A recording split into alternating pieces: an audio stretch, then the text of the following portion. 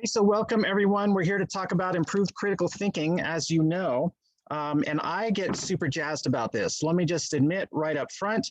I love my business. I'm super lucky. I'm very blessed that my work doesn't feel like work. I love the stuff I do. I love the stuff I study and teach. I love the clients I work with. I love watching the transformation in people's lives and businesses. So a lot of us in these kind of heart-centered industries we're amazingly blessed. And I do just want to, recognize kind of how blessed a lot of us are, because not everyone is as lucky, and it's a great place to be in. This stuff in particular, teaching this critical thinking, at least the way I teach it, which is a lot different from how a lot of other people teach it. I think you'll see that as we go along today. I get excited for months in advance. I get ramped up to teach these webinars on this because I love the content, and I think it's so badly needed in our society right now. Especially kind of the way that I study and teach it. And I think it makes a huge difference. And you'll, later even see some testimonials from my clients on like the real world difference it has made in their lives and businesses. Now, before we get into it too far, I do want to check in with where we're all at. So when you guys think about critical thinking, I'd love to hear how you kind of define it. What comes to mind for you? You could do just a free association. What words comes to mind? If you guys want to drop this in the chat, what do you think critical thinking is, or how would you define it? And if you want to tell me how you feel about it, what emotions come up for you, especially if there's any sort of anxiety kind of based emotions. We love to think of ourselves as great critical thinkers and logical decision makers. We're not so much. We are emotional creatures. And that's fine. I'm not saying that's a negative value judgment. It's just what we are. We're emotional creatures and we make emotional decisions. And we often then use our critical thinking abilities to justify the emotional decisions we make. Now we can get better at decision making and get better at our relationships and the influence we have on the world. But in order to do that, we have to recognize the role that our feelings play in all this. If you don't recognize that, we tend to skip over it. We tend to overvalue our logical and critical thinking abilities. So what do you guys think about all this? What's critical thinking to you? And what comes to mind? It can be hard, right? There's certainly parts of it can be hard. I teach critical thinking as a tool for introspection, relationship building, really trying to solve real life problems. And so it does require some inner work for sure. And it does take time. I would agree, Bonnie. Part of it is we're rewiring our brains in our sense to think more critically. And that's a daily process. That does not happen overnight. I have been making this subject a daily conscious effort for more than 20 years now, studying it, looking at it from different perspectives, teaching it. I've traveled the country teaching similar concepts. And even still, I find myself making critical thinking mistakes all the time because we're not perfect animals. Reasoning, reflection, evaluation, logic to look at the pros and cons. Sure, that's part of it too. The great thing about this subject, about critical thinking, is that it can mean something different to everybody. And as far as I'm concerned, that's okay. That's what I love about it, is that it can mean something different to all of us. And we can all come at it from a different perspective and add our value to the conversation. So to me, that's great. So I'd love to tell you just a little bit about what I think about. When I hear critical thinking, I'd like to tell you, what I hear about it. Oh yeah, it can be scary, and that's the thing. Often we're better critical thinkers, kind of as you're getting at, Gisela, when dealing with other people's problems, right? It's easy to look at other people's problems and beliefs, a little more objectively because we're not so attached to it. Much harder to look at our own stuff objectively because we're so wrapped up in it, for sure. So let me tell you what I think when I hear critical thinking. And I don't necessarily think, I do think traditional stuff, skepticism and logic and modes of thought, and we're going to talk a little bit about that stuff. But mostly for me, I think all the problems it can solve. When critical thinking understood a certain way, when you go beyond the logic and the math and the evaluation of arguments and evidence, and you start to incorporate the compassion for yourself, compassion for others, love for the people around you, empathy, true empathy, feeling what other people feel. When you start to incorporate all that, I think of the problems we can solve with critical thinking. Think, today our political polarization and tribalization, how we can't talk to each other anymore, right? I'm sure you guys have seen examples of this on TV, on podcasts, social media, in your lives, you name it. People can't talk to each other anymore because of this polarization and tribalization. And that is, in my view, a huge failure of some sort of fundamental critical thinking, and especially a failure of bringing the compassionate element into it.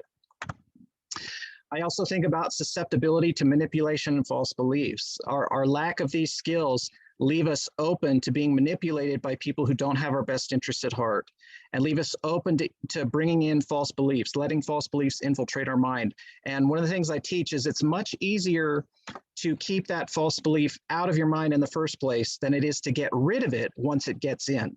So it's important to develop those good standards so you're not open to the manipulation, so you're not as open to the false beliefs, to try and keep that stuff to filter it out in the first place.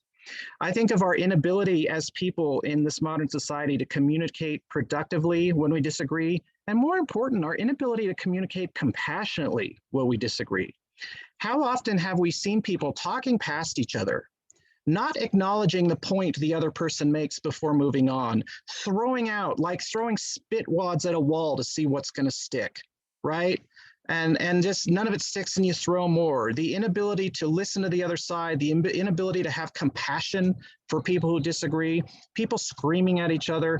To me, that's a failure of critical thinking, at least the way I teach it, where you go beyond the logic and the arguments and the evidence and start incorporating the compassion and the love and empathy. Yeah, deep listening skills, exactly. Listening skills are not taught well. In my critical thinking program, we talk a lot about listening skills and how to communicate and listen to other people with compassion and without judgment so you can understand them. That's a huge component of the way I teach critical thinking. Failure to see other people's points of view. We have the hardest time understanding why people think the way they do. And we've probably all had the experience where you've looked at a friend, a relative, a colleague, and thought, I don't get it. This person is smart, they're educated, they have access to information, and yet they believe something that seems totally nuts from my perspective. I don't get it, right? We have the hardest time understanding how people reach the conclusions they reach. And when you get in there and you start to understand what foundation and values are they starting with, what modes of thought are they using, you can start to understand how they reach these conclusions they do. And when you understand people, you can find common ground. You can be in deeper relationship. You can accomplish things together. You can't do any of that if you can't understand. Making poor business decisions, unproductive business decisions, right? We're not analyzing the world and the information around us very well. We tend to go with our priors. We go with maybe, a gut instinct that may or may not be right if it's not tested properly. We actually do talk in my program about sort of intuition and gut and the role that plays in critical thinking, and it does have a role to play, but also you have to be able to verify and test. You have to be able to change your mind. You have to be able to challenge your assumptions about your business and your clients. A lack of compassion for ourselves and our own imperfections, right? Some of us are much better about having compassion for other people and trying to understand them, but our own imperfections, we can get pretty hard on ourselves. And I teach critical thinking as a tool for introspection, for trying to figure out who you are and who you want to be and the kind of difference you want to make in the world. I think of problems like, along with that, this sort of lack of self-awareness, right? And feeling out of alignment. What are our true values? What are our values now? What are the values we want to hold? And then what actions are we going to take? Often our feeling of being out of alignment, which can be sort of this kind of esoteric, difficult to define feeling, we just know something's wrong. Sometimes it's a failure to apply some critical thinking principles in an introspective way and to make sure that the actions we're taking are in alignment with the values that we want to hold. A failure to understand and empathize with our loved ones. The failure to think critically with this compassion, I call it compassionate critical thinking, heart-centered critical thinking. It's ruining relationships. It's ending friendships. It's ruining marriages, right? And not being able to communicate on a deeper level with the people we're closest to, our kids, our spouses, our friends, right? So in other words, right, what are we talking about? When I hear critical thinking, I'm not just talking about modes of thought. I'm thinking about the real world problems, the real world pain that people are experiencing and feeling, and how we can help each other through a more refined and holistic mode of thought. And this is what I kind of refer to as heart-centered critical thinking, or sometimes compassionate critical thinking, right? I see some familiar faces on here, which is great. It's great to have those of you who have been with me before. Love to see my tribe. A lot of new faces as well, which is awesome. I love reaching out, reaching new people, new communities, being able to help more folks experience these sort of transformational results. So for those of you that are new, just a quick background. My name's Ian Foster. I'm an attorney. I'm a licensed attorney in the state of California in the United States. I do have a private legal practice where I provide business, tax, a lot of other services, the heart-centered business owners, and I specialize full-time in educating and empowering entrepreneurs in the three big subjects for me are law, taxes, and critical thinking. I do have an extensive training and background in logic and critical thinking. I'm not claiming to be a college professor in the subject, and in fact, the way I teach it is not how you would hear it in a college course anyway. I have had the college courses and they're useful, but I teach it in a much different way. My undergraduate degrees were in engineering and political science, which were both highly focused on critical thinking principles. I scored in the 98th percentile on the LSAT, which is basically a day-long critical thinking test. My law school, I was super blessed. I went to the University of California, Davis, which is a very heart-centered law school, which is both highly focused on critical thinking and highly focused on service and compassion and caring. And they combined those principles in sort of this holistic way. And so my law school didn't teach critical thinking as this cold mathematical abstract subject. It taught it as a real life problem-solving tool, having compassion for the people around you. So I have to give a lot of credit to my law school professors for how I think about this subject. I was very lucky. My career legal training in tax and finance, especially the 18 years I spent in the government, full of critical thinking, and I've been enthusiastically studying this. I make it a daily practice. I go out and I look at how other people are teaching it. I listen to what they're saying. I try to learn everybody's perspective. As I said at the beginning, one of the things I love about critical thinking is how we can all see it a little bit differently. We can learn it differently. We can study it differently. We can teach it differently. And to me, that makes it a fascinating subject that's constantly evolving. And one of the things I've learned is that the better the critical thinker you think you are, the more you need to keep learning it and evolving. Critical thinking is not like riding a bike. You don't just learn critical thinking once and then you're good to go. That's not how it works. Critical thinking is a lifelong journey, especially when you incorporate the compassion and the empathy into this heart-centered, holistic mode of thought. It's a lifelong journey.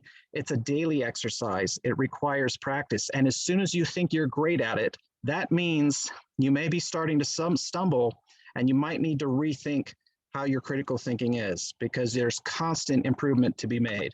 And I have been teaching it for a while. When I was with the government, I traveled the country teaching law and critical thinking principles to our other auditors and attorneys, and now I run courses on the subject. So let's talk about what we're gonna get out of today's time together. Right, we're going to begin with a little bit of foundation about why we all make critical thinking errors, at least what we consider to be critical thinking errors sort of in the modern world, right? It's important to understand, how our brains work, how we've sort of evolved, and why we need to sort of consciously work on rewiring how it goes. And then the three paths to improve your critical thinking. And so for me, a big one is understanding the difference between skepticism and cynicism. These are not mutually interchangeable concepts. They're very different, and understanding that difference is super important. How we can draw conclusions from better quality evidence. We are, so many of us, prone to draw our conclusions and form beliefs based on evidence that really should not be convincing from a critical thinking perspective. We like anecdotal cherry-picked evidence. We like poor quality evidence when we should be looking for something a little bit more rigorous for a lot of stuff. And then how to free your identity from our beliefs. We're going to dig into that later. That's an incredibly important one, and that's sort of identifying with our beliefs. Letting your beliefs become who you are is a huge component in getting stuck. not getting stuck in just our own personal formation of beliefs and how we do things and how we think, but getting stuck in relationships, getting stuck in business, not being able to communicate and understand other people. It's because we're getting our identities wrapped up in the things we believe. We're going to talk about that, really important stuff. And then my unique opportunity to learn this holistic mode of thought that in my mind applies to just about every problem. And if, a few minutes ago, we talked about a handful of the problems that I think about when I think about critical thinking, and how this sort of holistic, heart-centered, compassionate critical thinking can apply to just about every area of your life and be incredibly, life-changing. So again, just to begin, thinking about why we're so prone to critical thinking errors. If we started to ask questions like, did our brains evolve to find objective facts in the world, determine objective facts and truths? Did our brains evolve to make good business decisions? Well, in my mind, not so much. Our brains evolved to survive long enough to pass on our DNA. That was the purpose of our bodies and everything in them, our nervous system, our brains, survived long enough to pass on our DNA. Why? Because those that survived long enough and passed on more DNA are the ones we're descended from, right? So we evolved to survive to pass on our DNA. And to the extent that finding truth and making good decisions got in the way with that, it was thrown by the wayside.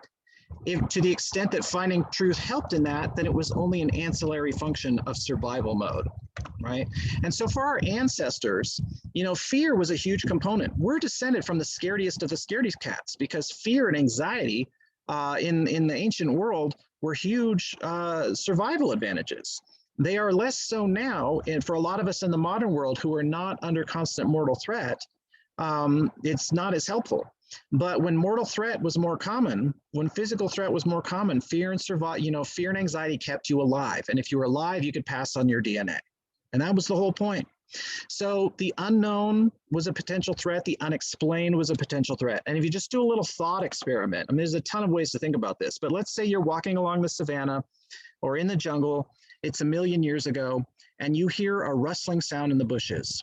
What kind of explanations could you come up with? Do you guys want to drop it in the chat? I'd love to hear your ideas, but what are the potential explanations that come to mind for you guys? If again, it's 100,000 years ago, a million years ago, you're walking along, maybe you're out foraging, maybe you're going from one place to the next to your village, you hear that rustling in the bushes. What are the explanations or the potential explanations that immediately come to mind? So look at that. Yeah, predator, saber-toothed tiger, he ate my mother, right? Wind, yeah, it could be the wind. Danger, could be an attack. So even now, for those of us living in modern society where we're not under that sort of mortal threat constantly, even now, look how our brains go to potential threats so quickly and so easily, right? Even now, that anxiety part of our brain goes, oh my gosh, oh my gosh, oh my gosh, I have to live. Wild animal, another person to attack you.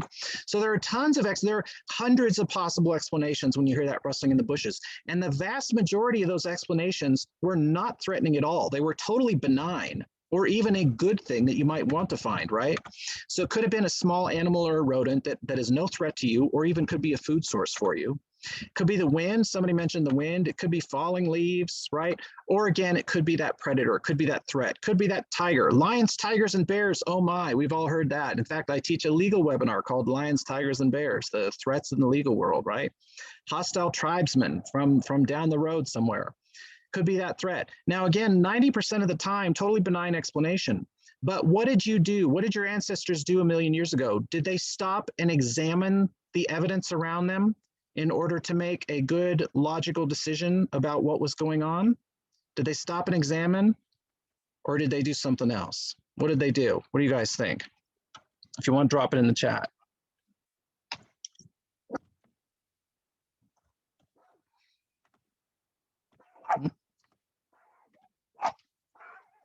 So yeah, James, right? They ran away or prepared to defend. Yeah. Yeah, fight, flight, or freeze. Like brave Sir Robin. James, that's funny. I have not gotten a good reference like that. Brave Sir Robin. Yeah, that's good stuff. So You know, exactly. Maybe some of them stuck around to examine the evidence around them to see what was happening, right? But of the ones who stuck around, a certain percentage of them got eaten or murdered.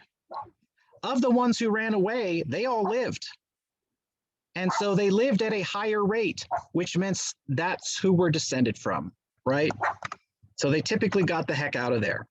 And so that sort of immediate threat response, fight, flight, or freeze, may have limited uses in the modern world. Look, I'm the first to say, if you're crossing a busy highway and you hear a big loud diesel engine, go ahead and jump out of the way, right? And if it turns out you're wrong and it wasn't a truck, well, no big deal. At least you lived. You know, if you're in a dark alley and someone jumps at you with a knife, go ahead and go into threat response. Let that fear, right? That's going to keep you alive. But for the vast majority of us on these calls, almost all the time, we are simply not under that kind of mortal threat or that physical threat. But we're still feeling the same threat response. We're still feeling the same fear and anxiety.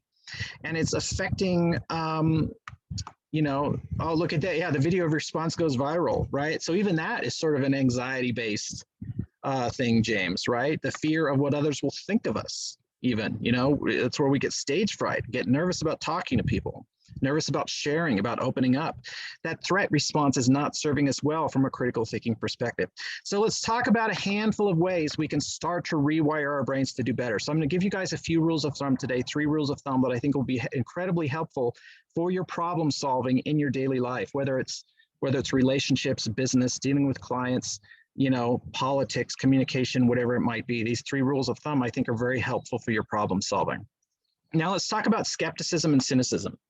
As I kind of teased earlier, we often use these words interchangeably, and I'm sure you guys have seen these words thrown out as though they mean the same thing, or when people aren't even sure what the difference is or what they mean, right? But they don't mean the same thing. They mean very different things, and understanding that difference is important. Now, I'm going to give you my definitions for these words, and keep in mind, you can find a lot of different definitions for these. Philosophy dictionaries, logic dictionaries, political dictionaries, your everyday dictionaries define these terms differently. I'm going to define them in the way that's very common in the critical thinking context, the way a lot of the teachers and thought leaders on critical thinking are defining these concepts. These are very functional definitions in the critical thinking context. So skepticism simply means you're making a value choice where you want to believe more true things and fewer false things. You recognize that we're imperfect people in an imperfect world. We have imperfect information. We're all going to believe some true things. We're all going to believe some false things. But it is making a value choice that you're going to value the truth of what you believe, and that you would rather maximize the true things you believe and minimize the false things you believe. Simply that value choice, right? Cynicism, on the other hand, goes into that fear center. It's a mistrust of authority or a distrust of authority. It's making assumptions. It's not examining what's going on around you. Okay, so let's look at what I mean by these things. Again, skepticism is just a choice you make. I want to believe more true things and fewer false things. That is sort of healthy foundational critical thinking. And that sounds great. Okay, yeah, fine. A lot of you might say, great, I'd love to believe more true things and fewer false things. But what does that mean? How do I go about doing that, right? How do I do that as a practical matter in my daily life? Well, there are lots of ways to do it, and there are a lot of things to understand. But so I'm going to give you sort of one rule of thumb that's foundational to this concept that will be really helpful for this. You start with, I don't know, as your default position. Rather than starting with believing or disbelieving, starting with this is true, this is false, starting with assumptions, you just start with taking the position of, I don't know. I don't know if that's true. I don't know if it's false. I don't believe it's true. I don't believe it's false. I just don't know yet. I'm going to wait and make up my mind. Okay, you start with that, your default position. Default position in what? In pretty much everything. Any claim somebody makes to you, any proposition they run by you, any issue you see, any question you hear, you get to start with, I don't know. That's your prerogative, okay? And then you learn to be comfortable with I don't know, and then you even learn to find power in feeling I don't know. I don't know can be an incredibly powerful state of being, because you're keeping the power. You're not, because if you decide too soon, if you form a belief too soon, if you make assumptions, you're really giving up power to the other people talking around you. As long as you're willing to say, I don't know, and start with that, you're holding on to your own power from a critical thinking perspective. Now, I'm curious, when you guys were young, what sort of experience did you have when you said, I don't know? If you guys want to drop it in the chat, I would love to hear that. When you guys were young and you said, I don't know, what kind of reactions did you get from the other kids, from your teachers, from your parents, positive, negative? People had a lot of different experiences on this, right? So I'd love to see where you guys came from on that. Go find out from parents, right? Now, depending on how your parents phrase that, could be a little bit positive or negative. It could be pressure to make up your mind before you're ready, or it could be seen as an encouragement to carefully examine the arguments and evidence. Here's where you can find out, right? So maybe they're showing you sources of information. Anybody else? What kind of experiences did you have when you were young? Your mom was a librarian. So James, that's great. You were lucky. You know, librarians are pretty good about saying, go look it up, find some information and make up your own mind. So I do run into a lot of folks who had pretty negative experiences as kids. Some had positive, a lot had negative. Sometimes saying I don't know as a kid, it gets you made fun of by the other kids, right? Or you get a bad grade in school, or you get in trouble at home. And even when a lot of our parents were trying to be good role models for critical thinking, they weren't being as good a role models as you thought. Oh, Paula, see, that's a common one, right? Yeah, other kids or even adults. Oh, you don't know? I know, right? And then you're pressured to take on their position on the issue. So for some of us, that I don't know was drilled out, or we were taught it was a bad thing, which leads to the cynicism and the assumptions, right? But if you're willing to relearn the power of I don't know, then the way I see it, it's like knowledge and belief is like a water slide. And as long as you're saying I don't know, you're standing high up on the platform. You're 100 feet in the air. You have a view all around you. It's beautiful. You have the power. You're standing high. You could see everywhere. You still get to choose where you want to go and when you want to do it, as long as you're willing to say I don't know. If you form a belief, if you start to become convinced of something, if you start to think you know, you're starting to slide down your water slide. And it is appropriate to form beliefs and become convinced of things, but only on your own time, only when you see convincing evidence, not under pressure from other people, right? So take a position only when you see convincing evidence. And the great thing too is you don't have to know what will be convincing. Often people will say, well, what will convince you that this is true? You get to say, I don't know. And you don't have to know. You'll be convinced when you're convinced. You'll know the evidence when you'll see it.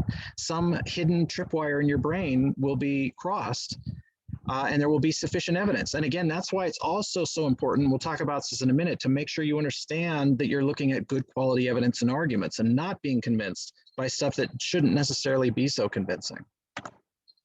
So this, you know, this is the healthy mode of thought. Starting with I don't know as your default position is a foundational aspect to good, healthy, modern critical thinking, including this sort of compassionate, heart-centered critical thinking that I'm teaching.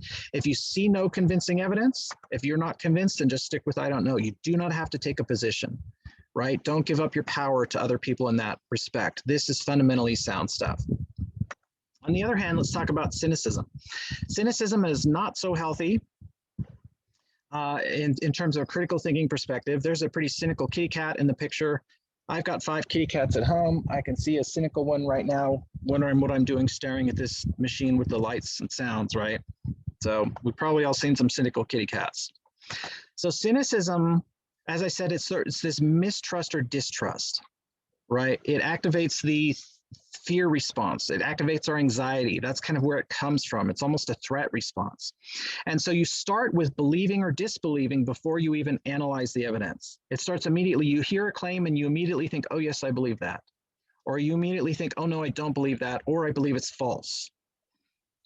Right? Yes, I believe it's true. Or no, I think that's false. You immediately go to one position or the other, based often on, you know, where it's coming from, whether it agrees with your priors, whether it's something you want to hear or not. One thing I teach in my course is the more, you know, when you're listening to an argument, the more that argument tells you what you want to hear, the more carefully you need to take a step back and analyze it and make sure that it's worthy of something being convinced of, right?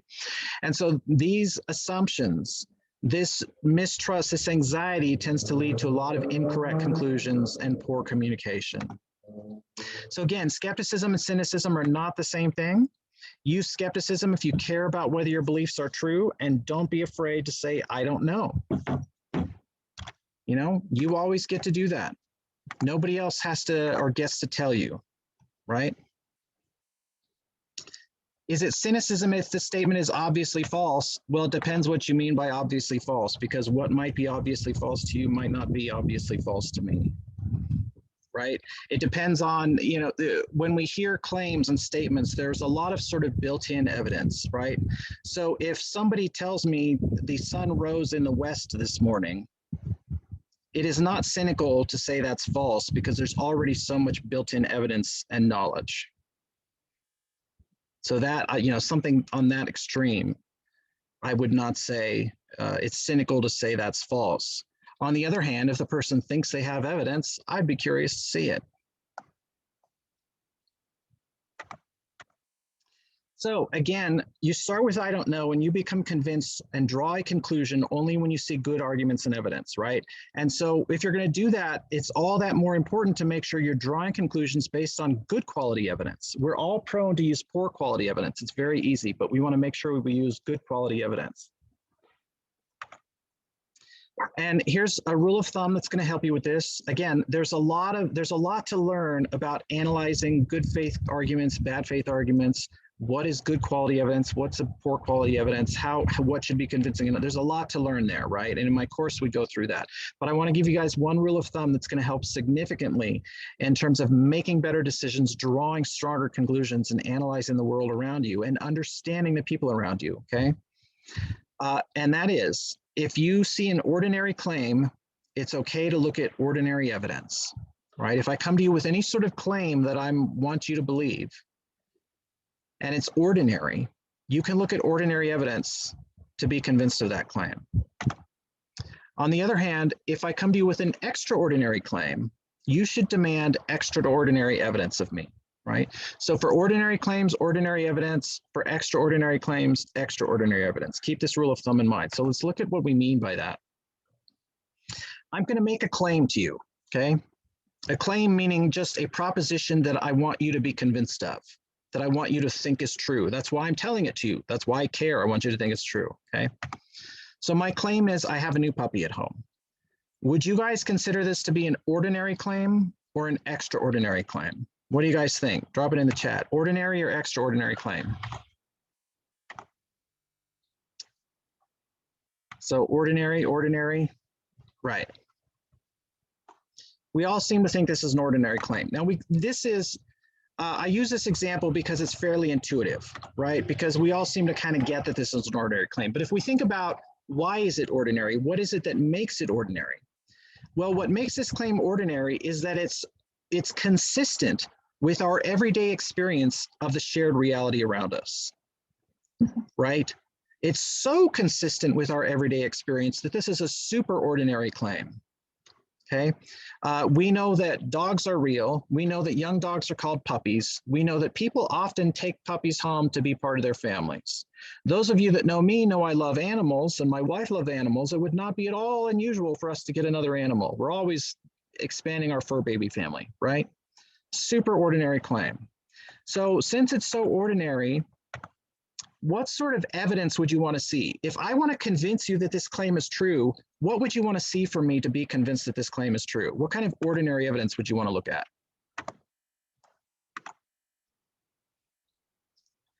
Yeah, a picture of me and the puppy. Yes, James, a wyvern would be a little bit more extraordinary. I agree, right? Yeah, the certificate of adoption, the paperwork, right? So pictures, paperwork. Photo, yeah, fur on my clothes, right? On one of the webinars, somebody said, show me the bite marks on the couch, right? Or on the shoes. You know, pretty ordinary evidence. You know, you might even accept, some of you might take my personal testimony for it, especially if you know a little bit about me. And personal testimony is the most ordinary possible evidence you can get. It doesn't get any more ordinary than personal testimony. You know, maybe my neighbor's testimony to back it up. Pictures, video, that kind of stuff. This is all super ordinary evidence. And that's okay to be convinced this claim is true based on ordinary evidence. Now, why is it okay to be convinced on the ordinary evidence? Well, a couple of reasons. One, because the ordinary claim, precisely because it is so ordinary, is more likely to be true. Ordinary claims are more likely to be true. because they're so consistent with our everyday reality. And if it turns out the claim is false and you get it wrong, this doesn't represent any real danger to your decision-making and critical thinking ability. It doesn't mean you're in danger of believing crazy stuff, okay? It really just means that I lied to you and falsified some evidence, which says a lot about me and doesn't say a lot about you. So it's perfectly fine to accept ordinary evidence for this sort of ordinary claim to be convinced. Now, I'm going to make another claim to you. Let's try this claim. There's a real-life dinosaur on the loose, right? So the closest city we live to is Reno, biggest little city in the world. There's a real-life dinosaur on the loose in Reno. I was there yesterday. I saw it. It was rampaging. It was smashing the casino windows. It was chewing up the cars. It was killing people. There's blood and mayhem everywhere. Real honest-to-goodness dinosaur on the loose in Reno. Ordinary or extraordinary claim?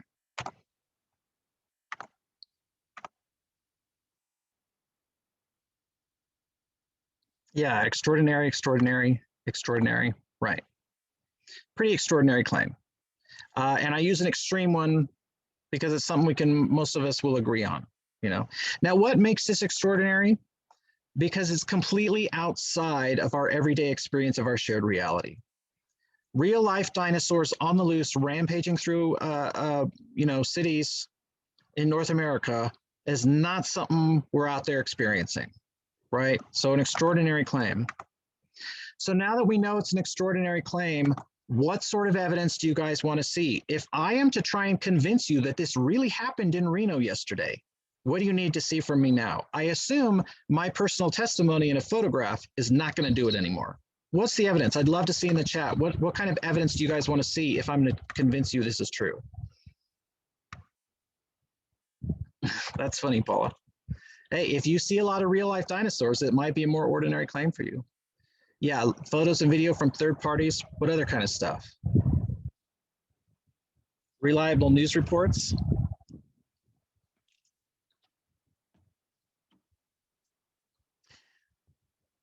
Yeah, from respected sources, that's important. We do, in my course, we talk about not just what kind of evidence, but we talk about the relevance of the evidence, the credibility of the evidence, how it's structured. There's a lot of ways to examine evidence to make sure you're not convinced when you shouldn't be. And this sort of ordinary, extraordinary is just one rule of thumb I'm giving you. Yeah, a big dung pile, why not, right? Yeah, especially if they're extinct, or if we thought they were extinct. There you go, it's scalp. In other words, a physical sample. Now we're demanding higher quality evidence. Evidence that's a little bit harder to fake, especially if it starts to pile up and if there's a lot of good quality evidence, okay? So here, my personal testimony in a photo is probably not going to do it. You're going to want video from multiple angles, incredible sources, lots of news reports where everybody agrees, maybe tons of eyewitness testimony, hundreds of people testifying that they saw this happen. Thank you, Paula. Yeah, you're not going to get samples of my puppy. And I would say, I personally, if I'm going to be convinced, I might want even more than a bunch of credible news reports. I might want to see the reports from the physical samples. I might want to see that some paleontologists took a physical sample and a bunch of them analyzed its DNA and wrote up a report based on the science. I might want that because it's a pretty extraordinary claim. So what I'm saying essentially is that the nature of the evidence should match the nature of the claim. So the more extraordinary the claim, the more extraordinary evidence that you should ask for. And there's not a bright line rule. It's not like on this side it's ordinary and on this side it's extraordinary. It doesn't work that way. It's a spectrum, right? It starts with super ordinary claims like I have a puppy at home or I have a water bottle in my hand, super ordinary claims. And it goes all the way to the other end of a real life dinosaur destroyed the city of Reno yesterday. And there's everything in between. But basically, the further it gets to extraordinary, the higher quality evidence, the more irrefutable the evidence, the more extraordinary the evidence you're going to want to see. And don't be afraid to say, I don't know. There's nothing wrong with saying, I don't know. And I don't know is not living in a state of ignorance, right? That's a big misunderstanding. Some people are like, I don't want to say I don't know because that means I'm ignorant. That doesn't mean you're ignorant. It just means you don't know the answer to that question yet. You don't know whether that thing is true or false, and you're waiting to make up your mind. It means you're holding on to your own critical thinking power. That's all that means. So here's the final thing, and I tease this, I think is really important, okay? It has to do with beliefs and identity and the nature of those two things and how we even get those mixed up. So we tend to let our beliefs become our identities. We tend to let our beliefs define ourselves. And a belief is nothing more than something you're convinced is true or something you're convinced is false. I'm convinced it's true that Ian has a new puppy at home. That's a belief. Okay? But your beliefs don't have to define who you are. You are not your beliefs. Your value as a person, your value as a human being does not have to be contingent on the things you believe or don't believe are true. But when we start to incorporate these into our identities, it creates all kinds of problems, okay? And why do we incorporate our beliefs into our identities? Because we're taught to from a young age. Again, this goes back to our youth, right? We're in the good tribe and they're in the hostile tribe. We're in the good religion, we're going to heaven. Those people in the bad religion, they're going to burn in hell. We're the good people, they're the evil people. We're doing good for society, those people are doing bad for society. We're in the good political party that's helping people, they're in the bad political party that's hurting people. These are incorporating beliefs into identity. And so here's what happens, right? So if your beliefs are incorporated into your identity, then when the belief is challenged, you can't just look at it as a rational discussion on whether this thing is true or false anymore. Suddenly now the challenge to your belief is taken as an attack on your identity. Subconsciously, we go back to that fear and threat response that we started out with today. You're not just challenging whether this thing is true or false, you're challenging my personhood. You're attacking me as a person. And again, where do we go? Again, what do you guys think? Do you remember we talked about what happens when we feel attacked and threatened? What kind of mode does our brain go into from there? Yeah. Defensive, we get defensive, fight, run, hide. Yeah, right? We go into this defensive mode, this threat mode, fight, flight, or freeze, that kind of stuff, okay? Exactly. And again, if you're in a dark alley and someone pulls a knife on you, by all means, go into fight or flight. That's going to keep you alive. But when someone comes to you and says, hey, that thing you believe, I'm not so sure it's true and I'd like to talk about it, going into fight or flight is not so useful then. Again, this is how we end up confronting each other, unable to have constructive conversations, unable to speak to each other civilly, unable to have compassion for people who disagree with you, right? It's because of this identity and belief mix-up. And if you think about it, if you go into fight or flight, just when something you believe is challenged, just sort of an example, well, fight mode, what does that mean? You're going to fight for that belief, which means you might you're grabbing for any reason to justify that belief. The reason could be the worst reason ever, or the belief could be super false. It doesn't matter. You're going to fight for it because your identity is under attack now. You'll fight for it. You will twist yourself into logical pretzels. And this is how sometimes you see someone and you're like, wait a minute, that person is highly educated in logic and critical thinking. What are they doing? This is what they're doing. Their identity is under attack. And in fact, when your identity is under attack, the more you're educated in logic and critical thinking, the more you will twist yourself into logical pretzels that make no sense because you're so skilled in constructing logical arguments. One thing we learn in my course is that you construct a valid logical argument for any proposition. That's not hard at all. It's super easy to construct a valid logical argument for any proposition. That's one of the easiest things to do once you're educated in logic, right? But you're fighting for that identity. You'll hold on to it. Or if you go into flight mode or freeze mode, well, now you're going to ignore the evidence. You're going to push it away. Somebody could come to you and say, hey, that thing you believe is true. I don't agree. I think it's false. I think maybe the belief is harmful. I have a bunch of evidence. I'd like to talk to you about it. You can't. You can't talk to them about it. You're going to run away from it. You will ignore the evidence. It could be the most solid evidence ever. It could be super solid evidence. It could be irrefutable evidence that the thing you believe is false. You will not look at it. Your brain won't let you look at it. You can't because your identity is under attack. So this confusion of beliefs and identity it's fracturing friendships, relationships. It's fracturing our society all over the place. You guys are seeing that fracture in our society, I'm sure. Now, let's look at a couple examples because sometimes it can be kind of tricky. And again, like ordinary, extraordinary, this is a spectrum. Okay, there's no bright and hard, fast rule. In fact, I teach sort of a values pyramid in my course where we start with foundations and values and beliefs and identity, a bunch of stuff and how this all incorporates, okay? But sort of a couple examples. Here's what I would say is more of a belief statement. This is more on the belief end of the spectrum. I agree with most of the policies of the Federalist Party. Okay, so 200 years ago, the United States had a political party called the Federalist Party. That was George Washington's party, right? So let's say you're looking at the political parties and you say, oh, the Federalist Party, I agree with most of their policies. You know, I think this policy is a good idea. This one's a good idea. This one's a good idea. Maybe that one's a bad idea. Maybe that one I'm not so sure, but these other ones are good. You agree with most of their policies, right? That's more of a belief end of the spectrum. Now let's switch to an identity statement. I am a Federalist. Do you guys see the difference? Do you feel the difference? Which one of those statements is heavier and weightier and harder to get out from under? What do you guys think? Which statement is heavier there? Yeah, the I am, the identity statements, you guys see that? How heavy that identity statement is. Because what happens now?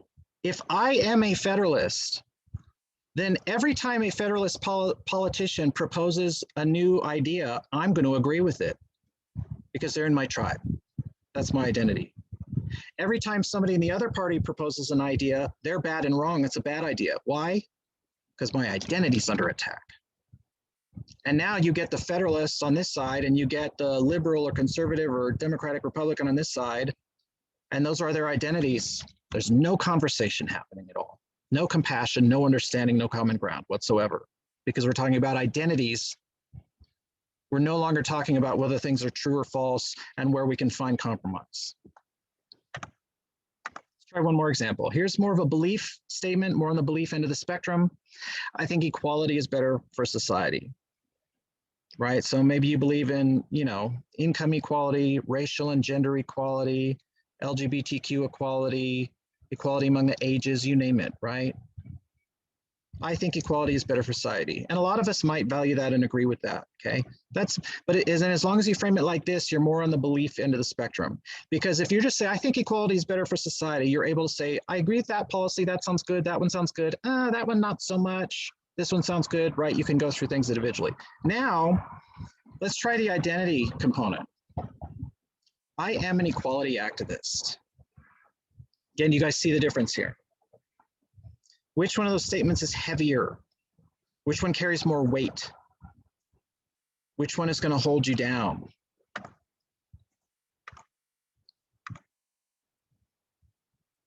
Yeah, you guys can feel it, right?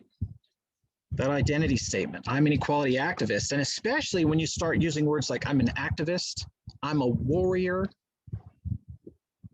This is who you are, and you cannot back down now because you're fighting a battle. This is good versus evil, and I'm on the good side. You cannot back down, right? Cannot have a productive conversation with people that disagree with you anymore because it's your identity. Now, this is not easy stuff, okay? We're all out there using identity statements all the time without realizing it. I do it too, okay? Sometimes, and one quick note, about labels versus identity, you could make an I am statement that's simply a label that's definitionally true. I am an attorney. That is just definitionally true. I have a law degree, I have a law license, I have a private practice where I give people legal services and advice. By definition, I'm an attorney. That's just a definitionally true label. Or I could say, man, I am an attorney. And I could pull that definition into identity and all the baggage that comes with it and all the assumptions that come with it. All of my assumptions, all of your assumptions all get dragged in with it now. So even there, you can start with a definitionally true label, and even that can morph into an identity statement that could stop you from analyzing things very well. So how do you work on this? Well, I would watch your language patterns. And again, you know, we talk about in my course a lot of ways to work on this stuff, but one way to work on it is to watch your language patterns. We talk about language patterns and the importance of that. The language you use when you speak to others and the language of your own internal monologue that's going on in your head. Watch the words you're using in there. okay? Try, and again, this requires practice. How do you get to Carnegie Hall? Practice, practice, practice. How do you become a more compassionate critical thinker? Practice, practice, practice. It's the same thing. So try to stick with belief-oriented statements. I agree with this proposition. I believe in this proposition. I think this might be true or false. I accept that this might be true or false. Those are more on the belief end of the spectrum. And it can be hard to overcome even just a belief statement, right? Which is why we teach how to prevent false beliefs from infiltrating your mind in the first place, because once that false belief gets its claws into you, it's hard to unhook it. But it can be done. You're still open to it. You're still able to examine and be open and change your mind based on new evidence, right? On the other hand, try to use fewer statements like I am and I belong to. Those identity statements, you know, even though it can be tricky to undo a belief, it's even harder to undo an identity. It's 10 times harder to undo something that's incorporated in your identity. It doesn't matter how false the belief is. It doesn't matter how good the evidence is. If it's incorporated in your identity, it's sunk really deep into who you are. It becomes very difficult to change your mind or to have productive, compassionate conversations with people. So again, this, to me, confusing beliefs and identity is one of the more pernicious and tricky critical thinking errors that we make out there, okay? And so again, if you believe something, you're still kind of open to changing and improving and growing. If you are something, you can be much more stuck. None of these things are absolutes, right? It's all a spectrum. But if you are this belief, you're much more likely to be stuck with it and not be able to get out from under it, not be able to change your mind, not be able to have compassion or understanding for other people.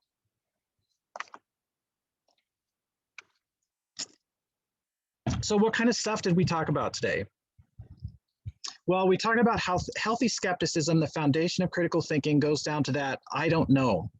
Learn to love, learn to find power in a state of, I don't know, I'm not gonna make up my mind, I don't know the answer yet, and I'm gonna wait for convincing evidence. Don't give away your power to people. Don't make up your mind if you're not ready. And then when it comes to looking to better quality arguments and evidence, the more extraordinary the proposition, the more extraordinary the evidence you should demand. Again, these are just rules of thumbs. There's a lot more that goes into this, but these rule of thumbs will help. And then if your beliefs define you, if your beliefs become your identity, you're more likely to get stuck. So try not to let the beliefs sink in so deep that they are your personhood.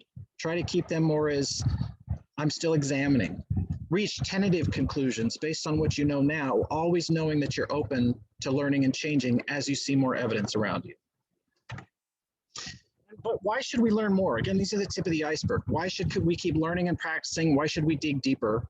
And what real problems can we address in life with what I think of as compassionate or heart-centered critical thinking? So to me, some of the real life problems and solutions, I just realized I had a typo there. It's funny, sometimes I have slides go on and on for a long time before I find the typos. See, I make mistakes constantly. That's okay. In fact, you know, I love hearing from my clients when they find the mistakes. It helps me keep going and improving. So this one real life problem is this inability to discuss important societal issues with one another. Okay, but you can learn to understand other people's perspective. You can learn to have empathy for them. And when you do that, you can find common ground for discussion. No matter how crazy their belief might seem to you now, there is a path to learning compassion and learning how they got there so you can understand how they got there so that now you can talk about it. A big problem is being out of alignment with our values. And sometimes we don't even know that's the problem. We just know something's wrong. I don't feel right. These things I'm doing don't feel right, and I don't know why. That often means that the actions you're taking in life are not correlated. They're not in line with the values you hold. But you can use the critical thinking principles to straighten that out, to make sure your actions are in alignment. You can turn these principles inward in introspection. You can discover what your current values are. You can then decide what values you want. You get to start from a clean slate. It's your choice. Nobody gets to tell you what values to hold, not me, not anybody else. And you get to learn how to then examine the actions you're taking to make sure they're actually accomplishing the values that you really believe in. Our susceptibility to manipulation and false beliefs, a lot of this is groupthink. A lot of this is being stuck in the identities, right? The information ecosystem out there, it might not surprise you guys to hear this. I'm sure this is not shocking. That information ecosystem is not designed with your best interest in mind. It's not designed with my best interest in mind. It's designed for people's political power. It's designed to make money for people. It's designed to push agendas, that kind of stuff, right? There are people who make an effort at being unbiased and do their best, but the information ecosystem as a whole was not really designed for our critical thinking and helping us out as individuals. So you can learn to use these principles to guard against the manipulation and make sure those falsehoods don't infiltrate you, because then they are hard to get out. A lack of self-compassion, compassion for ourselves. Again, a lot of us feel compassion for others, but really get hard on ourselves when we make mistakes. And a lack of self-awareness, right?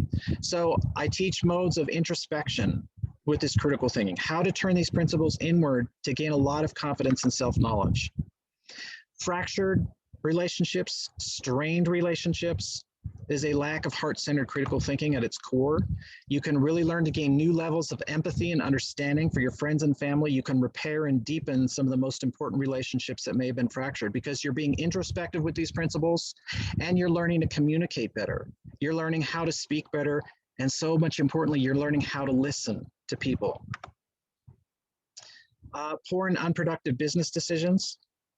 Right? A lot of us do this all the time. I'm as guilty of it as anybody, right? We all make critical thinking mistakes in our businesses. But you can learn to combine the evidence around you with your compassion. You can learn what your true values are and how to align the actions with them. This will help you run a more effective business that doesn't just help you live the lifestyle you want, that helps you make a bigger difference in the world, which for a lot of us is the real point that we're doing this. I know for me, that's the point I'm doing this. So my program is called Life's Problems Made Easy, and you're starting to see why we called it that. I used to call it various things in different runs. I came up with this name after I started talking to all my clients who've been through it, seeing the transformation, and they kept saying things like, this mode of thought helped with all my problems. It made everything just that little bit easier, right? So I thought, well, there you go. We're just going to describe what the program does. It's a holistic mode of thought. It's compassion, it's empathy combined with other critical thinking, traditional critical thinking principles in a holistic way to look at all of your problems. It applies to pretty much everything. It's a 6-week group program, and we have a number of goals at the 6 weeks, right? We're going to work daily to rewire our brains for sound and more productive critical thinking. It does take some conscious effort. You have to rewire your brain and you have to keep practicing it. Again, as soon as you think, I got it down, I'm a good critical thinker now, I'm a really compassionate critical thinker, that's when you need to take a step back and start learning new modes of thought and examining how you're doing it, because this is not like riding a bike. It's a journey. It's a lifelong journey in evolution. And often, the better we think we are at critical thinking, the more we need to keep re-examining and learning it. Learning a more compassionate, empathetic, and holistic mode of thought. Again, I do not just teach cold, hard logic. We do talk about logic and skepticism and arguments and evidence and all that. But that is an excuse for the compassion. It's an excuse for the empathy. It's a mechanism and a tool to use as a holistic mode of thought for introspection, self-improvement, relationship building. Learning better how to sort through all the conflicting information, discern truth from fiction, turning these principles inward for self-awareness and confidence. A lot of people go through my course, find a level of self-awareness and confidence they didn't realize they could have because they didn't realize you could turn tools like logic inward. This is not just examining mathematical arguments. These are powerful tools for introspection if you know how to use it. And discovering how to have more influence and, so importantly, deepen those relationships with your loved ones, because you're starting to listen to them finally. You're starting to learn not to impose yourself on them, but just to listen and understand who they are. And we do talk about how to communicate, how to ask questions, how to listen without an agenda to understand people better is a big part of the course. That communication and listening skills are super important. It's taught in 20 bite-sized learning modules, right? So some people's courses have fewer modules that are longer. I tend to do more videos that are shorter and bite-sized. That's just the way I prefer to do it. I try to break it down in these bite-sized chunks that lay the foundation, and they build and build and build until we get to the real point, the self-improvement and relationship building. We're going to talk about things like truth, belief, and faith, what those concepts mean, why it's important to understand the difference between all of them. We do focus in on healthy skepticism and how you can learn to find power in saying, I don't know. There's a whole module on how you can learn to find power in saying, I don't know. We practice it together in the community on the Q&A calls. We do talk about some logic, but it is not just cold, hard mathematical logic. Again, there's a point to the logic. It's an essential critical thinking tool. It's a necessary critical thinking tool, but it's not sufficient by itself. It is one part of the foundation towards reaching that compassion, that empathy, that self-awareness to have a bigger difference in the world. So we are going to talk about things like identity, non-contradiction, validity, and soundness. Some of you guys have heard those words and those principles. We're going to talk about what they mean. What are the logical structures that work? And what are the logical structures that don't work or destroy an argument, make an argument unconvincing versus convincing? How do you avoid falling for logical mistakes that you see, and how do you avoid making them yourself, which to me is just as important. You don't want to be making those mistakes and ruining your own credibility or causing other people to take on false beliefs. That's no good. What do bad faith arguments look like? What do bad quality arguments look like? And so importantly, we talk about how to disengage when there's no productive conversation to be had. In some cases, when you're talking to someone about an issue, the only thing that's going to come from it is you're going to get higher blood pressure, right? You got to know when to disengage. There's no point in having a conversation that's going to do nothing but raise your blood pressure.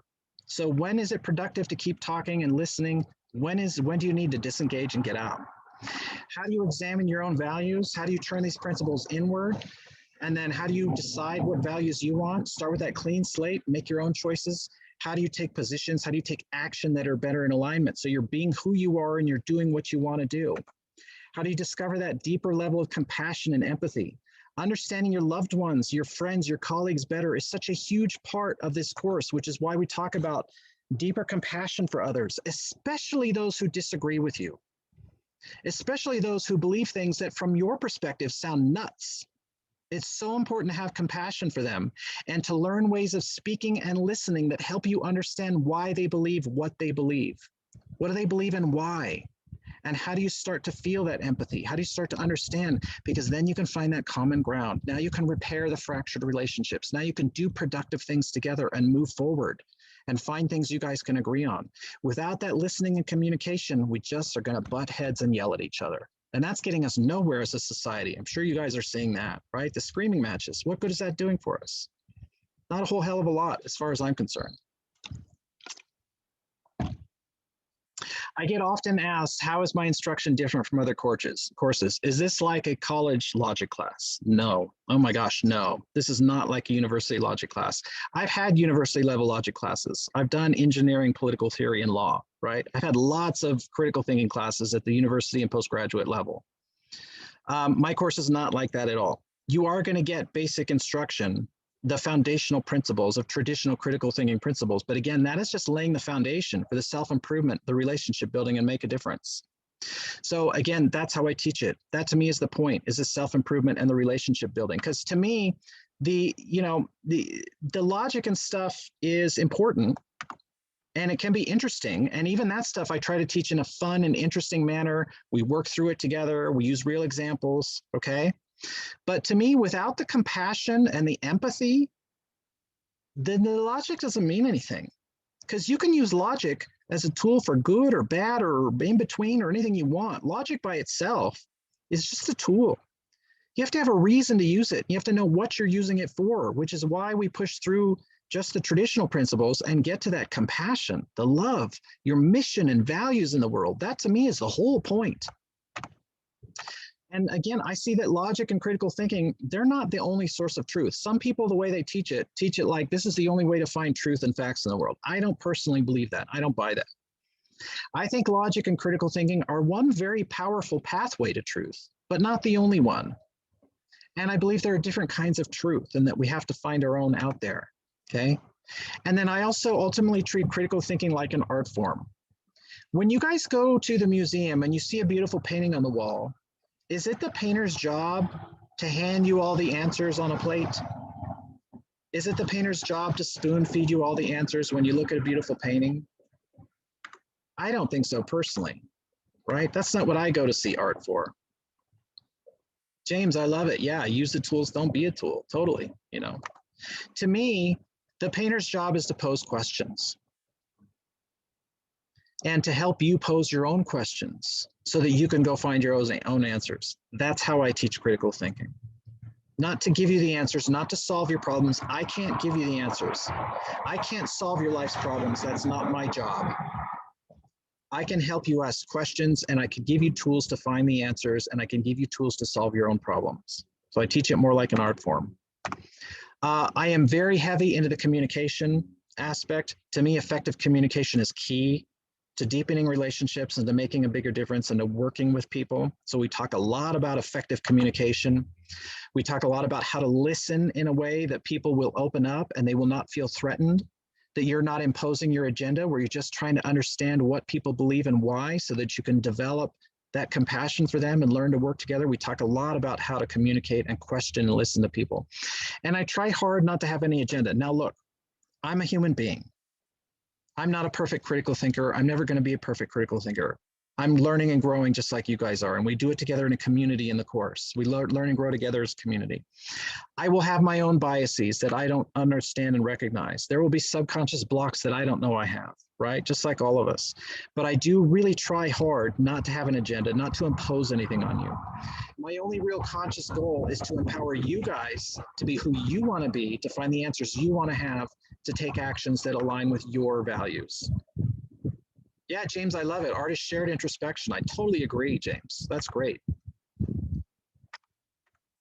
So I know this is a lot to chew on, right? I don't just throw you in the deep end. You get, there are the instructional videos, which I try to keep fun and interesting, bite-sized, building in a logical manner.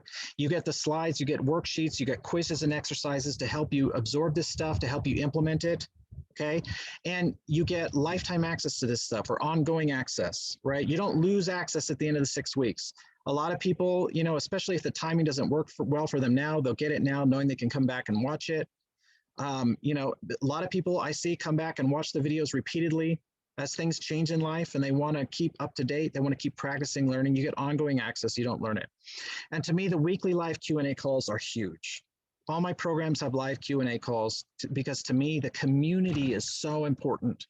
Critical thinking, effective, compassionate, heart-centered critical thinking must be learned in community with like-minded people, where you can learn what are other people's values, how are they thinking, what's the perspective they bring, what do they think that's different from what I think, what do they believe that's different from my belief, so we can not just challenge one another, but do so in a community, in a caring, safe space that's not judgmental, so that we can learn and grow together. To me, the community aspect is indispensable, right? And so on the Q&A calls, we do get highlights of the important points, lots of Q&A coaching, right? I try to stay on as long as I can. My theory is if you have questions, I want you to get it answered. And I try to create a very safe, non-judgmental space for this community so we can share and learn and grow together. The next program is beginning soon. So again, if you sign up today, if you enroll today, you'll get instant access to all of the online instructional content. It's all preloaded. Some people like to go through it slowly, week by week. Some people want to get in there. I've already seen a bunch of the people who have signed up are already going through the content. If you're a go-getter and that's when how you want to do it, then go for it. If you want to do it at a slower pace, that's fine too. Okay, but you get instant access to all the content. You can decide for yourself how best to go through it. It's a 6-week program. There's weekly live Q&A calls, so there will be at least 6 live Q&A calls. They're going to start next week. So again, there will be at least 6. There may be more calls depending on how many people enroll and depending on what time zones people are in. I may be able to stagger some times and add in different calls. I try to do that, again, it depends on how many enroll and where everybody's located. But I do get people from around the world joining this course. So, if I can get some extra Q&A calls in because there's a lot of people in a certain time zone, I want them to get that access. I'm trying to work on some bonus speakers. I already got one lined up I'm super excited about. I'm talking to other people who are out there teaching critical thinking so that you guys can hear what they think about it and how they are teaching it in the world and maybe how it's different from what I teach. They're not doing it right or wrong. I'm not doing it right or wrong. We're just doing it differently. And I want to hear everybody's perspective on that. Those of you that are curious about the value of the course, right? Well, if you prefer to think in numbers, and some of us think this way, my off-the-shelf rate for one-on-one work is $600 per hour. That is not some exaggeration. That's what people are paying me in real life for one-on-one work due to the demands on my time and my expertise. And most of my online programs cost $2,000 or more. Again, that's not some hyped up, that's what people pay in real life, for those of you that are curious to think about it that way. But if you really want to think about the value of this course, this is not a dollar amount kind of course. This is not like, I'm going to spend this much and I'm going to have this ROI and this is not how this course works. This is a life-changing course. My clients who have taken this course before will tell you that it's literally priceless. And you don't have to believe me. In fact, I want you to sit back and say, I don't know. I don't believe you yet. Show me more evidence, right?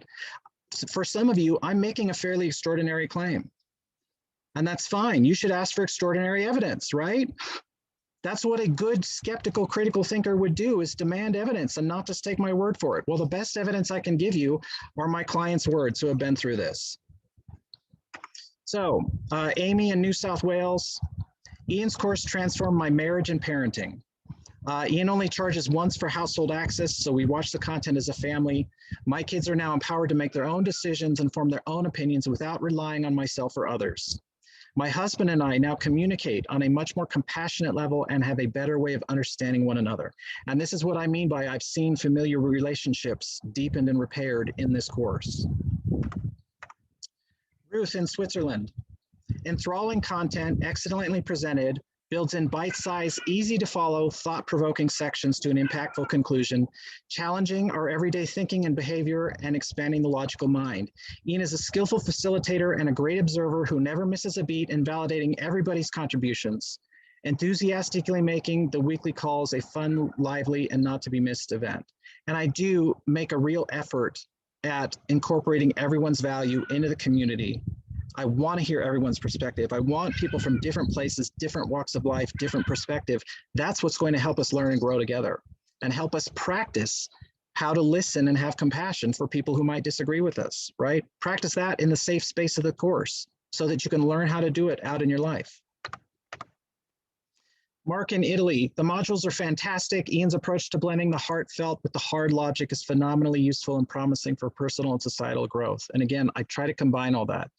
I incorporate the heartfelt, the compassion. That to me is necessary. You have to have that or the hard logic doesn't matter. If all you have is the hard logic, then all you have is a mathematical tool to justify whatever you want to justify. You're not going to grow. It doesn't really help you. So think about it. What's it worth to have this holistic mode of thought that you can apply to everything? What's it worth to feel the power of saying, I don't know, and knowing that that's a confident, powerful place to be and people don't get to push you around? What's it worth to understand what should be convincing and what's not, so that when you leave the I don't know and you become convinced of something, you're doing it for the right reasons, not the wrong reasons? What's it worth to make better decisions in your business and thereby have the bigger influence on the world? To understand what your true values are, gain that level of self-awareness, and then take the aligned action. What's it worth to deepen your relationships, to use this skill set to deepen relationships, to repair relationships with the people most important to you, because now you have more compassion for them. You can feel what they feel, you understand them, you can find that common ground together. So in order to reach as many people as possible and make as big a difference as I can, this course is one payment of $497 or 3 payments of $177. This course is by far my most affordable course. I am passionate about all the courses I teach. I love what I do and the people. This course is truly a passion project. This is me trying to reach out to the world with something that's sorely needed and make it as accessible as I can, because I think this sort of mode of thought has such wide-ranging applications in our relationships, our families, our politics, our businesses, our religions, you name it, right? So I try to keep this one as affordable as I can. So there's also a fast action bonus. If you're able to enroll the next 2 hours, we do have a bonus call. It's Sunday, July 18th. So that's tomorrow in the evening in North America. It'll be midday on the other side of the world. That's the bonus call. And that we're going to use that call to kind of get to know each other better, you know, so we can get a head start on forming the community in the safe space together. That's going to be so important for the course. And we're going to learn a lot about how you can look at the course to make sure you're getting the most value out of it. I want you to squeeze as much value as you can out of this course. That's the whole point, right? So if you're interested, you can go to awakenmygenius.com. I can drop it in the chat for those of you who might want to go check it out. That's awakenmygenius.com. And if you go to the page, if you're ready to enroll, click the button and it can take you down to the payment options and choose whatever works for you. Feel free to scroll through the page, right? It'll talk a little bit more about what's included, but more important, it has a ton more testimonies from clients. You can read the words of my clients who have been through it. as I said, you don't have to take my word for it. A good skeptical thinker would not. And the best evidence I can give you, the most powerful evidence I can give you, are the real words of the real people who have used this course to life-changing results, right? So check out the testimonies. This course has had incredible results. I'm super excited about it. I'm passionate about it. I've seen people solve real life problems with this stuff, real life relationships, gain a level of confidence they didn't know they could have. And I want as many people as possible to experience that. In fact, my clients want more people to experience the results that they had as well, which is why they give me these testimonials, right? They want to share that experience with a lot of people. A lot of people end up retaking this course over and over because they want to keep practicing it and they want to keep part of the community, right? So in this run of the course, you'll see people who have been through it before because they love the community and they love to keep practicing it. So I'm super grateful for everybody on here. I am happy to stick around. If you have to go, I understand. If anybody has questions, I am happy to stay on for a little bit and answer questions. If you guys have any questions about critical thinking, about the way I teach it, about the course itself, what sort of questions can I help you guys with? And you can either do the chat, or if you want to unmute and speak up if you have questions, that's fine too.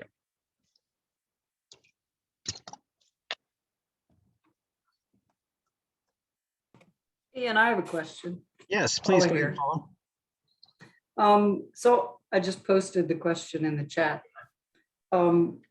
There are a couple of friends that I have that are interested in this and seeing this webinar, and I'm thinking, oh, it would be lovely for them to see what you have before the Q&A tomorrow. Do you have a recording already that I could share with them?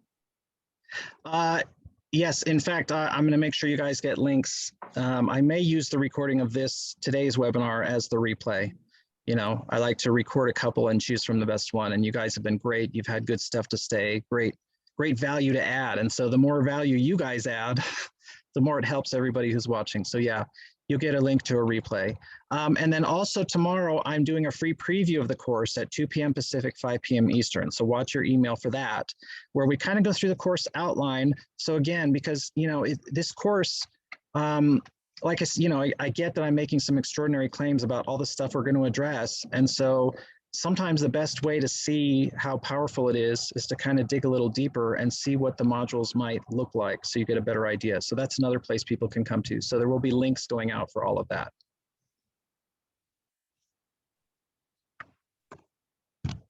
Yeah. That's great. Thank you. Yeah, you bet. My pleasure. Let me see. I did see somebody asked, Bonnie asked, what day and time are the live Q&As? We are tentatively looking at Thursdays at 10 a.m. Pacific, 1 p.m. Eastern. That's kind of the tentative time for the regular Q&As. At this point, the more people I get and the more time zones I get, the more I can add in QAs at other times as well. So some of that depends on, you know, I have to wait and see how many are signed up and how many time zones we have, but that's kind of tentatively what we're looking at.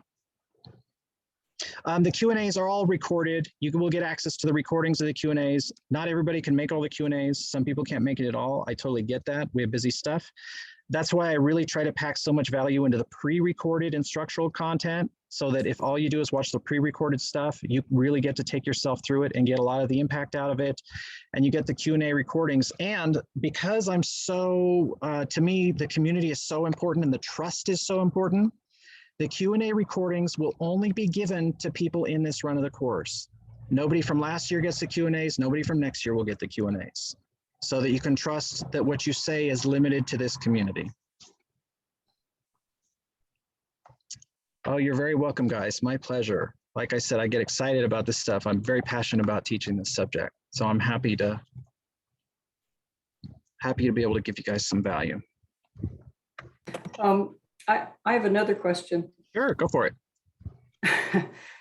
We had a thunderstorm and my internet knocked out, and I want to hear your presentation again. Is it possible to just listen to that re-recording again? You can listen to the recording again. I do have the free preview tomorrow, and I will have one more live webinar like this one on Monday for people who couldn't make this one as well. So watch your email for links on that stuff. Let me see. And Billy asked, how often do I teach this course? On average, twice a year. So this is the last time I'm teaching it this year. It will be close to a year probably before I teach it again. And I will say, Billy, the price next time may be close to double what it is this time. So, be aware of that. That's why some people sign up. People who have been around my tribe for a while know that when I say the price is going up, I follow through on that, and I respect the choices that people made to get in while the price is low. So the price is going to be significantly higher next time. I think even at double the price, this is still a priceless value. I have run this course enough and dialed it in enough at this point that that I need to start increasing the price. So this is the last time it'll be offered for this price. Yeah, good. Okay. So, and also some people take it and then retake it. Like I said, I offer repeat student discounts. I don't always talk about, but frequently I get a lot of people retaking my courses, my tax course, my law course, my critical thinking course. There's so much in there, and the community we form becomes so special that I get people coming back over and over. So there's repeat student discounts. So quite frankly, you could sign up for this run and sign up for the next run for the discount, and you'll be paying less than if you just wait till next time and get it once, the way my pricing structure works. So I always try to give the best discounts to, think of it like a customer loyalty kind of thing. Paula, do I have a single, right now my sort of central website is kind of back under construction as I'm reorganizing it. So at this point I have separate websites for the different products that I offer. If you're interested, Paula, just reply to one of the emails you got for this and I can send you some links that way. But I run an 8-week legal course, for heart-centered entrepreneurs, where it's a very comprehensive course on the law and how it applies to your business and how to keep yourself and your clients safe. I run a tax course. I was a government tax attorney for 18 years. So when people found that out, you can imagine the demand for me to do a tax course. So I run a tax course. The next one is in September. I run the critical thinking course, and then I do have my private legal practice where I do one-on-one legal services. So I try to help people. I try to meet people where they're at. Thank you. Definitely. Any other questions from anyone? So, I mean, I've kind of during the course of the program, I've addressed from some of you what some of the common questions I get are, which is one like, is this going to feel like a college course? And no, it's not. It's both more and less than that. We're not going to spend 6 months on mathematical logic problems. We're going to lay a sufficient foundation of logic and critical thinking and skepticism and evidence and analyzing evidence and arguments. We're going to lay enough of a foundation that you can then use that tool, because it's just a tool. And you can use it. You can use a hammer for anything you want, right? You can use a hammer to build a beautiful wooden deck, or you can use a hammer to smash a window. Logic is the same thing. It can be constructive or destructive, right? So we're going to lay a foundation to learn those tools. But then we're going to learn how to use those tools in a constructive manner for self-improvement, personal growth, relationship building, business building. That's the whole point, as far as I'm concerned, is using them in a productive manner. So it's both more and less than a college course, and it does not feel academic. I've been told, at least, it does not feel academic. I certainly can teach academic, and I've done so, but that's not how I like to run my programs, right? Here, the puppy dog. For those of you that needed evidence of the puppy dog, you're getting a little bit more right now. She's still learning. We're trying to work on not barking at nice people who cross the street. And then, again, another question I get asked is, and this I hear frequently, is I'm already super open-minded. I'm already a great critical thinker. And you notice how those come out as identity statements, right? And so what if your identity is you're an open-minded person? Well, if your identity is an open-minded person, you're sort of by definition not nearly as open-minded as you might think you are, because you're not open to hearing that you might be closed-minded in some respect. And I have found, certainly for myself and for a lot of people that takes the programs, but I try definitely for myself, because I'm as guilty as anybody of thinking, oh man, I got it down. I'm thinking critically, I'm thinking logically, I'm making great decisions. As soon as I think that, I have learned to recognize that that's when I need some work on my critical thinking abilities. The stronger I feel about my critical thinking skills, the more I need to take a step back and start looking at new perspectives and new way to see it, because this isn't like riding a bike. This is a journey. And so, you know, I get a lot of people in this course with varying degrees of education. Folks who have had a lot of university level critical thinking, been through programs. I get some people who have seen none of it before. So, oh, good, Paula. Very grateful, and thanks, Billy. Yeah. So yeah, I'm very appreciative. I know you guys could have been doing a lot of stuff with your time on this beautiful weekend, right? Even if it's just, you know, relaxing your brain and binging on Netflix, a lot of other stuff we could have been doing right now. So I'm grateful that you chose to spend this time with me. I'm grateful that you made that value choice in your own life to learn this stuff. So thanks so much, anybody. Any last second questions? All right, good. Yeah, you're very welcome. Thank you so much, everyone. Very grateful. I would love to see you guys as part of the community. I love the different perspectives. I love the different values people bring.